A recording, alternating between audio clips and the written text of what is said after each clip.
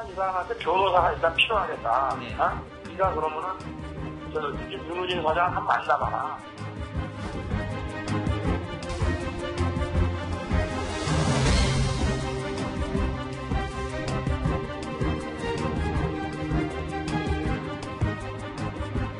제가 소개를 할 아무런 이유가 없습니다. 제가 아마 저렇게 말을 하기는 한 모양입니다.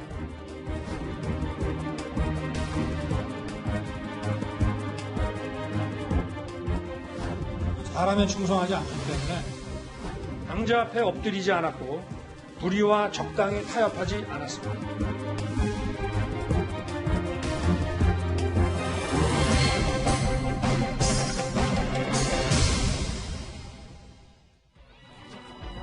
예, 오늘 뉴스탑10 선정환 1위입니다.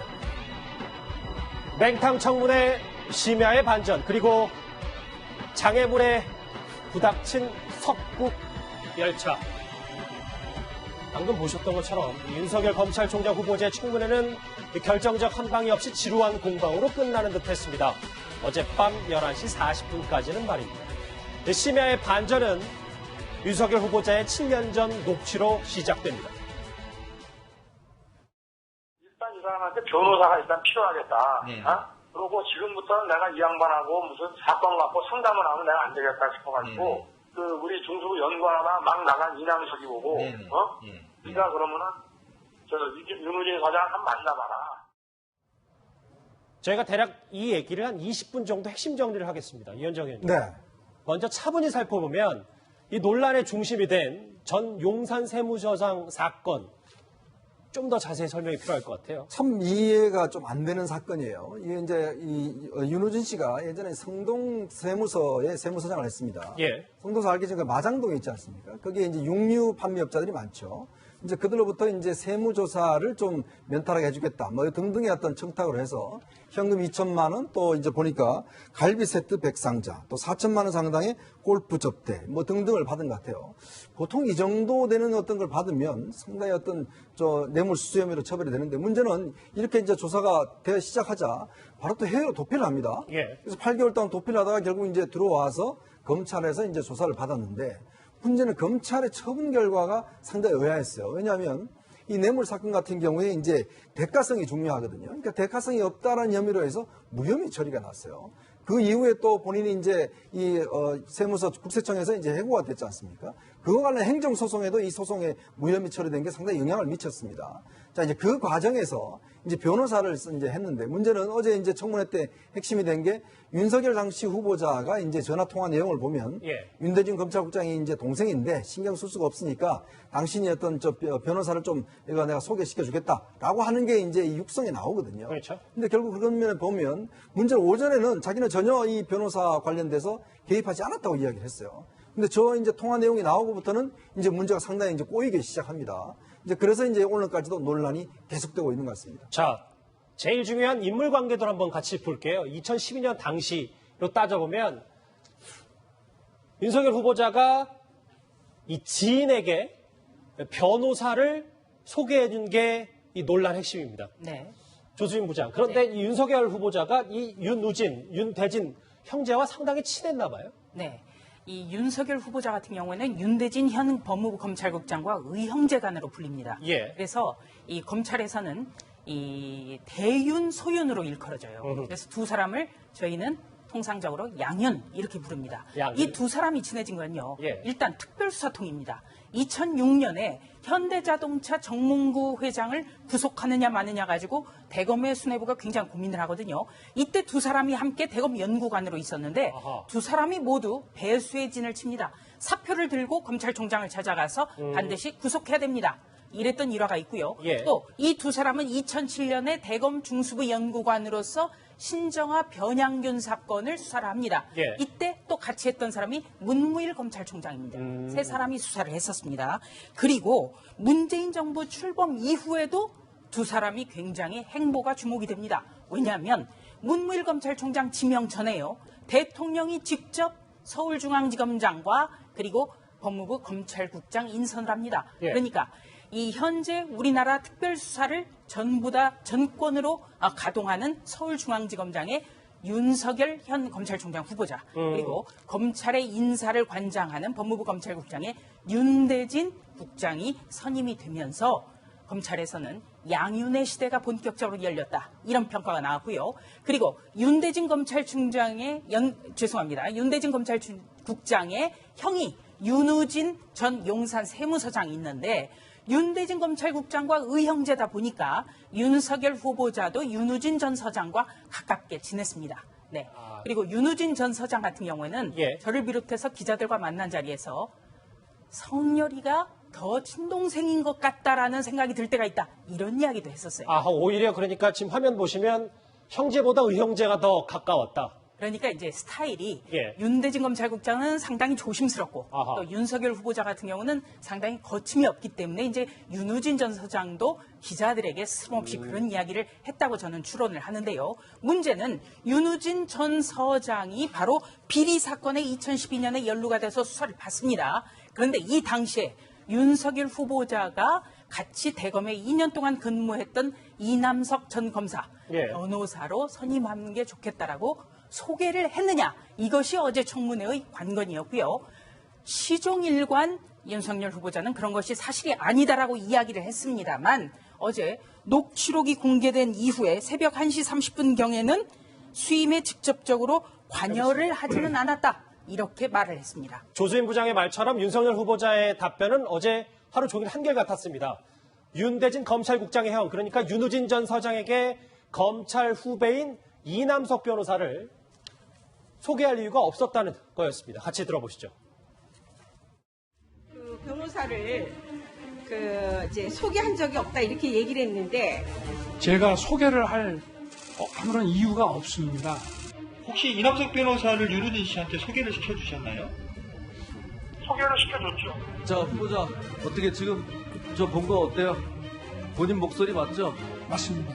제가 아마 저렇게 말을 하기는 한 모양입니다. 변호사 소개라는 게 제가 변호사를 정해주는 거를 변호사 소개라고 하지 않습니다. 이게 사건을 알선하고 선임시키고 하는 그게 문제인 겁니다.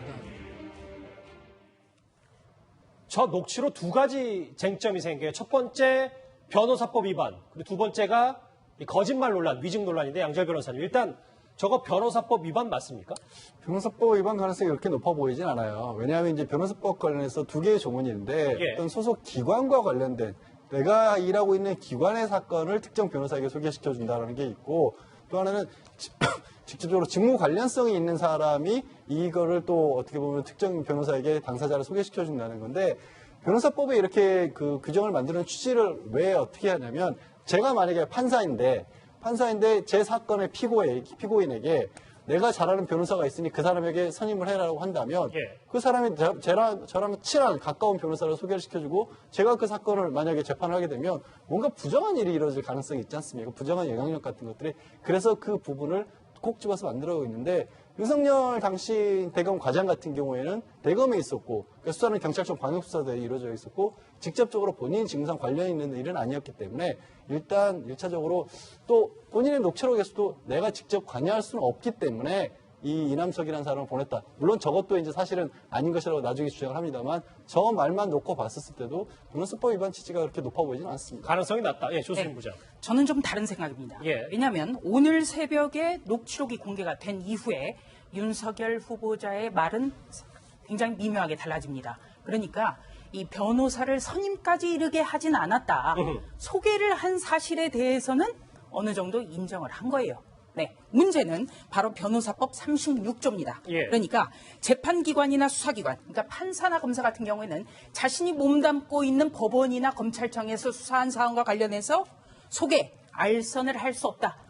이거는 경찰의 광역수사대 사건이었습니다. 윤우진 서장 같은 경우에는. 그런데 광역수사대의 수사지휘를 하는 곳은 서울중앙지검 형사 3부입니다. 그렇기 때문에 당시에 서울중앙지검의 특수 1부장으로 있었던 사람, 주선한 것 자체가 변호사법 36조가 아니냐. 그리고 과거에 신모 전 검사장이 이런 사안으로 옷을 벗은 적이 있습니다. 그리고 또 한 가지는 윤우진 전 서장의 사건에 대해서 좀 복귀해 볼 필요가 있다는 겁니다. 첫째는 윤 전 서장이 2010년에 성동 세무서장으로 근무할 때 육류 가공업자에게 뇌물을 받은 겁니다. 그런데 언급이 됐었죠. 네, 이것까지는 언급이 됐는데 핵심은 뭐냐면 이 광역수사대가 이 사건을 수사하는 과정에서 이 육류 가공업자의 사무실을 압수수색했습니다. 이 자리에서 다이어리 등을 통해서 현직 부장검사와 골프를 친 단서를 모아서 당시에 알겠습니다. 굉장히 수사를 했죠. 예. 이 부장검사 바로 윤석열 부장이었다라는 게 지금 전현직 경찰들 간부들의 주장이기 때문에 어떻게 보면 당사자의 일에 나선 것 아니냐라는 그런 의혹도 떨칠 수 없는 겁니다. 이 변호사법 위반 관련해서 두 분의 의견이 조금 다르신데 두 번째 얘기 거짓말 논란입니다. 7년 전 윤석열 부장검사는 분명히 변호사를 소개시켜줬다고 녹취에 있지만 어제 윤석열 후보자는 소개하지 않았다 답변했습니다. 자, 바로 위증 얘기인데요. 관련 목소리 들어보시죠.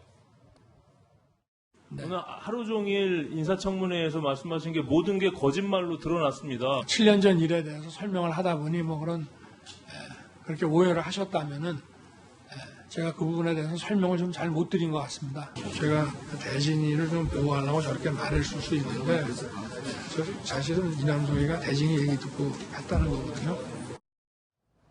첫 번째 변호사법 위반 그리고 지금 말씀드린 게 바로 거짓말 논란입니다. 최진봉 교수님. 맞습니다. 지금 말씀 들어보면 이래요. 윤대진 법무부 검찰국장이 뭐라고 얘기를 했냐면 이게 일을 읽고 나서 본인의 SNS에 글을 올리고 이랬는데 그 내용을 보면 내가 형에게 이남석 변호사를 소개했다. 윤석열 현 지검장 총 후보자는 나를 보호하기 7년 전에 인터뷰로 자기를 보호하기 위해서 그렇게 선의의 거짓말을 한 거다 이렇게 얘기를 하고 있고 그다음에 이제 그 윤석열 검찰총장 후보자도 그렇게 얘기했어요. 지금 마지막 나온 멘트 있지 않습니까? 그 멘트에 보면 윤대진을 보호하려고 한 말이고 이남석을 소개한 건 본인이 아니고 윤대진 검찰국장이 소개를 했는데 이제 형이잖아요. 예. 7년 관계고 이러니까 형에 대해서 소개했다고 하면 뭔가 논란이 될 수 있으니까 본인이 소개했다고 인터뷰를 했다. 이렇게 지금 해명을 하고 있는 상황입니다. 자, 윤석열 검찰총장 후보자 인사청문회 이렇게 막판에 불거진 위증 논란으로 야당은 오늘 오전부터 윤석열 후보자가 부적격이다. 이렇게 맹공을 펼쳤습니다. 목소리 들어보시죠. 어제 밤 12시가 넘어서 대박이 터졌습니다. 하루 종일 부인하던 뭐 소개를 해준 적이 없다고 하던 것이 육성 녹취록으로 드디어 공개가 됐습니다. 그 거짓의 가면이 벗겨지는 순간이었습니다. 아마 윤석열 후보자가 조사했던 피의자가 그랬다면은 10번도 더 구속영장이 청구됐을 겁니다. 같이 화면 한번 보실까요? 조수진 부장. 네. 과거에 거짓말을 해서 검찰총장 후보자에서 낙마한 사람이 있었네요. 네, 그렇습니다. 천성관 전 검찰총장 후보자였는데요. 예. 이때 논란이 됐던 것 15억 원이 넘는 돈을 선뜻 빌려준 사업가 박모 씨와 함께 연락을 했느냐. 여기에 대해서 박지원 의원이 질의를 했는데요. 천성관 후보자가 계속 아니라고 했었어요. 그런데 나중에 같은 비행기를 탔고 부부 동반 해외 골프 여행을 간 것이 확인이 됐습니다. 아, 그전에는 기억이 없다, 동행한 적이 없다라고 얘기했었는데 말이죠. 네. 그런데 질의한 분이 박지원 의원이었다는 겁니다. 네, 지금까지도 법사위에 있죠. 예. 그런데 당시 이명박 대통령이 이 검찰총장 후보자에 대해서 임명장을 수여하지 않고 낙마시켰습니다. 이유는 검찰 최고 책임자가 청문회에서 거짓말한 것은 받아들일 수 없는 일이다. 이렇게 얘기를 했고요. 또 김태호 전 국무총리 후보자가 낙마한 것도 거짓말 논란이었습니다. 박연차 전 회장과의 관계에 대해서 아는 바 없다라고 이야기를 했다가요. 함께 찍은 사진이 등장하면서 죄송하다 하면서 낙마를 했죠. 우리가 잘 알고 있는 닉슨의 예전에 그 게이트 사건에서도 이거는 도청 문제가 아니라 거짓말이 문제여서 낙마를 한 사례입니다. 예. 그래서 공직자에게 가장 중요한 것 위증을 해서는 안 된다는 겁니다. 이 여당이 오늘 이현정님 여당은 오히려 본인이 사건에 직접 개입하지 않는 지인을 소개시켰기 때문에 이거는 좀 별로 이렇게 부적격 사유가 아니다라고 맞서고 있단 말이죠. 그러니까 이제 여당 입장에서 보면 이 통화 내용을 보면 실제로 어떤 검사가 자기 사건에 어떤 직접적 개입한 이런 때문에 이런 뭐 상당히 문제가 되겠죠. 근데 지금 내용을 보면 본인이 직접 개입할 수 없으니까 이제 예를 들어서 내가 아는 변호사를 통해서 그렇죠. 통해서 한번 상의를 해봐라라고 이제 보내줬다는 거거든요. 그렇기 때문에 이거는 어떤 면에서 사건 개입에 하지 않는 것이 아닌가라고 이제 이야기를 하고 있는 것이고 야당의 지금 공격 포인트는 그런 것 같습니다. 아까 말씀 우리 쭉 했듯이 어떤 법률적인 문제보다는 청문회에서 이건 거짓말했다는 것이거든요. 왜냐하면 이 청문회라는 게 선서를 하고 청문회를 하지 않습니까? 그리고 그동안 보면 국회에서 위증을 해서 사실 많은 또 처벌을 받은 전례도 있습니다. 예전에 국정농단 사건 때 보면 사실 그때 조윤선 후보자 같은 경우, 조윤선 전 장관 같은 경우도 보면 위증을 해서 이제 문제가 됐지 않습니까? 자, 그렇기 때문에 어떤 면에서 보면 똑같은 기준을 적용한다라면 아까 말씀드렸던 검찰총장이잖아요. 그래서 이제 이건 안 된다라고 이야기를 하고 있는데 지금 청와대는 좀 말을 아끼고 있어요. 왜냐하면 사실은 뭐 지금 현재 이것 가지고 낙마시킬 수 있는 상황은 아닌 것 같다는 판단을 하고 있는데 문제는 이제 국회에서의 어떤 이제 위증 문제이기 때문에 이것도 또한 가볍게는 볼 수 없는 것 같습니다. 그래서 아마 조금의 시간을 두고 어떤 이 상황 자체를 좀 정리한 걸 보고 아마 이제 결정하겠다는데 제가 볼 때는 아마 어쨌거나 임명으로 갈 가능성은 상당히 높은 것 같습니다. 청와대가 임명을 강행할 그렇죠. 현재로서는 뭐 뚜렷한 대안도 있는 것 같지도 않고 또 이런 전체적인 어떤 맥락을 보면 윤 후보자의 어떤 수사나 뭐 이런 어떤 그 자질이나 이런 면에서는 큰 하자가 없었기 때문에 아마 임명하지 않을까라는 생각도 듭니다. 자, 이게 뉴스탑10 선정한 1위 주제이기 때문에 오늘도 유튜브 생방송을 통해서 실시간으로 댓글들이 쏟아지고 있습니다. 소통하는 뉴스탑10 한번 저희도 같이 보겠습니다. 자, 청문회에서 거짓 위증이라니요. 검찰총장 자격이 없다. 뭐 쓴소리하는 댓글도 있습니다. 두 번째 댓글도 같이 보실까요? 자, 동생이 대검 중수과장인데 뭐가 아쉬워서 직접 변호사까지 챙길 걸까? 다음 댓글도 한번 보시겠습니다. 변호사법 알선 소개하지 말라고 나와 있다며? 그럼 그게 위반이지 뭐야?